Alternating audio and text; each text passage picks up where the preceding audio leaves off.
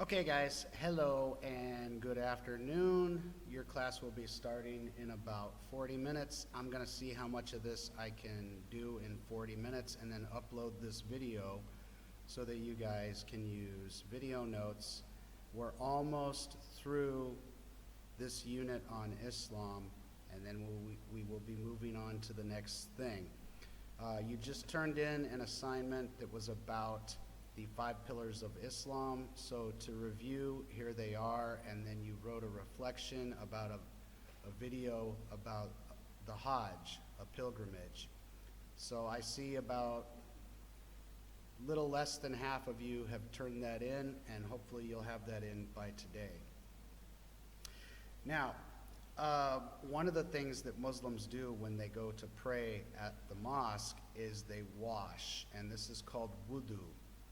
Okay, so in this order, you wash your hands, you wash out your mouth, you wash your face and your forehead, your elbows, the back of your head, and then last you wash your feet, and then you wash your hands again.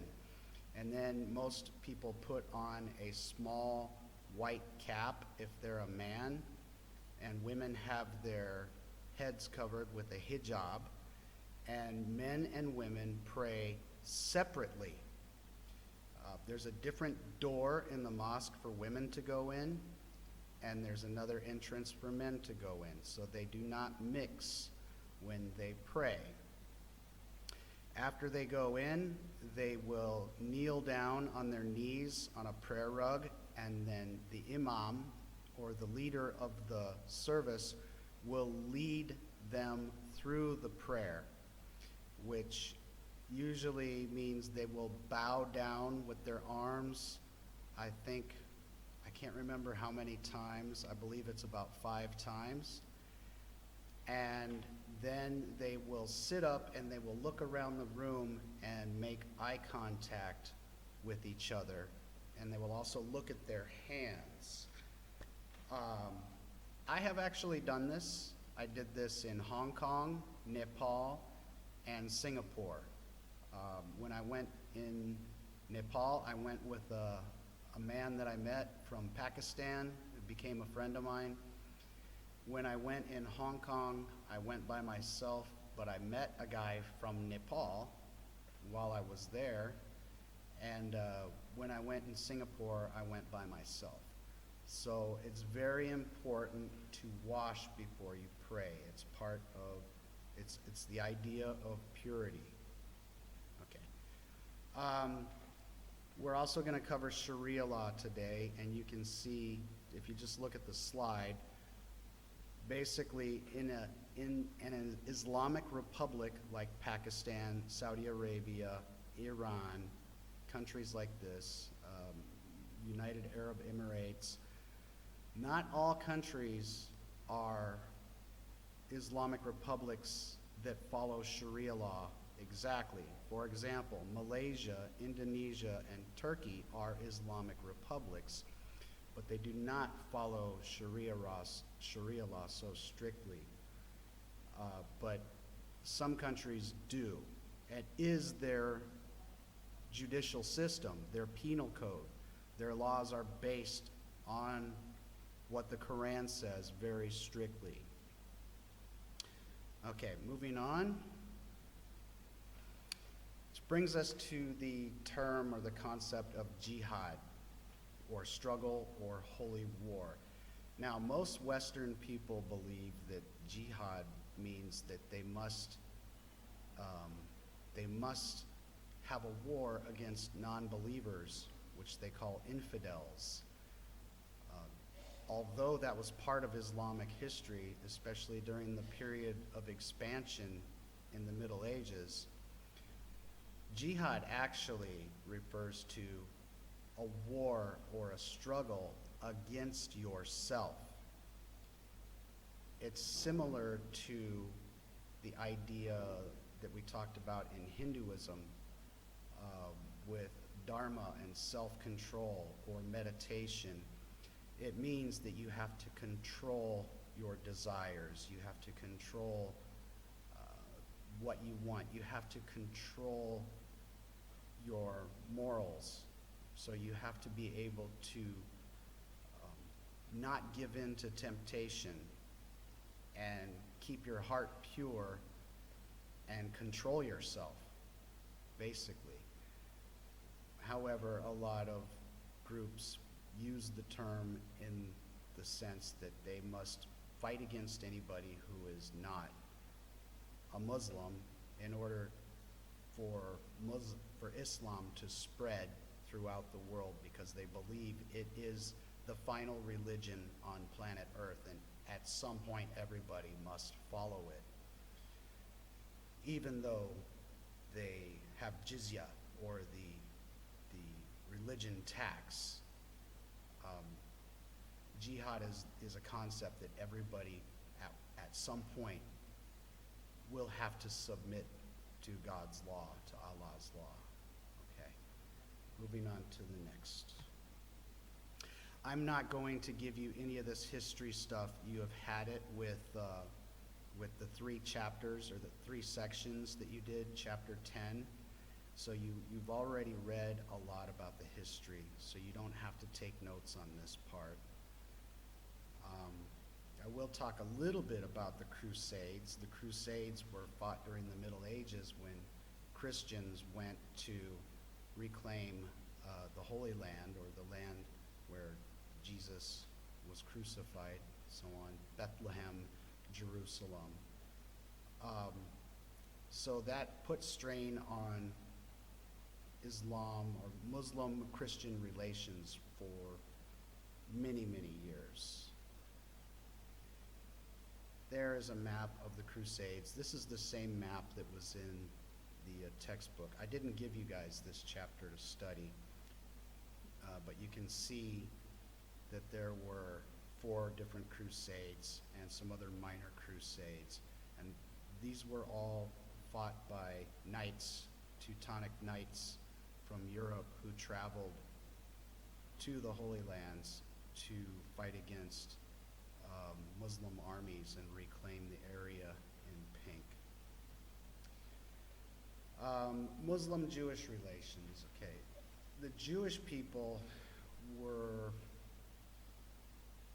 driven out of Rome by the emperor, I believe it was Nero, and they basically spread throughout Europe and Eastern Europe and Turkey and North Africa.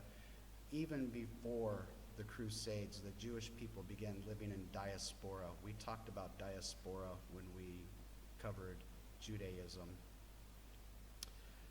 But Muslim-Jewish relations have not always been bad. Because they were considered people of the book, they paid the jizya tax. And in a lot of cases, Jewish and Muslim scholars would study the Torah and the Quran together, and they were also interested in the Kabbalah. If you remember, we talked about the Kabbalah in Judaism. So they weren't always enemies, but it's the modern political situation. After World War II, Jewish people went back to Israel and had their own country, and they have the tomb of Abraham in Hebron, which is a matter of conflict, contention, as we saw in one of the videos we watched. And we also know that the Dome of the Rock, where Muhammad allegedly ascended through the 7 heavens, was built where the Jewish Temple of Solomon used to be. So there are a lot of reasons why the Muslim-Jewish relations in modern times are very complicated. But during the medieval period, they actually got along most of the time. We don't need to discuss the Caliphate or the Umayyads, the Abbasids, or the Ottomans, because you already read that chapter, so you can just pause the video and read this slide and then move on. Same with this slide. Here's a map of the Ottoman Empire. And the Ottoman Empire was a thing until the turn of the century. Okay, I want to try to explain the reason why there are 2 main kinds of Islam in the world today. It basically comes down to this. Aisha's father, Abu Bakr, became the caliphate of the first Umayyad Caliphate after the death of Muhammad. The followers of Ali, who married one of Muhammad's daughters, they thought that he was closer to the bloodline of Muhammad, being his son-in-law. So they supported him. Then Aisha met with the followers of Ali on the battlefield. She rode a camel out on the battlefield, and there was a battle between the Sunni and the Shia. The Shia had made a deal with another tribe or faction group that it was neither Sunni or Shia. They were supposed to be neutral, and they were supposed to meet Ali on the battlefield and fight against the army of Aisha as well, but they never showed up. So the Shia felt like they had been betrayed. And the current political situation in the world between countries like Saudi Arabia and Iran date back to that battle, to the fact that they felt betrayed, and they felt like they should have become the caliphate under Ali instead of Abu Bakr. And to this day in Iran and other countries that have a Shia majority, Ali is the second most important person in their version of Islam after Muhammad. Most of the Muslims in the world, the majority of the Muslims in the world, are Sunni. And what do they believe? You can pause it here and take notes on this slide. I more or less just covered it. So pause here and then we'll move on. Here is a map of the distribution of Muslims around the world. The dark green are the Shia and the light green are Sunnis. You can see Indonesia is Sunni. There are some Shias around India, Afghanistan. Iran is the largest Sunni country in the world. Iraq actually has Shia country. Iraq actually has a Shia majority now also. And then Yemen also has a Shia majority. And you see Saudi Arabia there in the middle. So right now, Saudi Arabia and Yemen are fighting a war. Iran and Saudi Arabia are enemies, and Iran is trying to get more and more influence in countries like Iraq and Syria and Turkey. So it's complicated. That's all I can really say about that.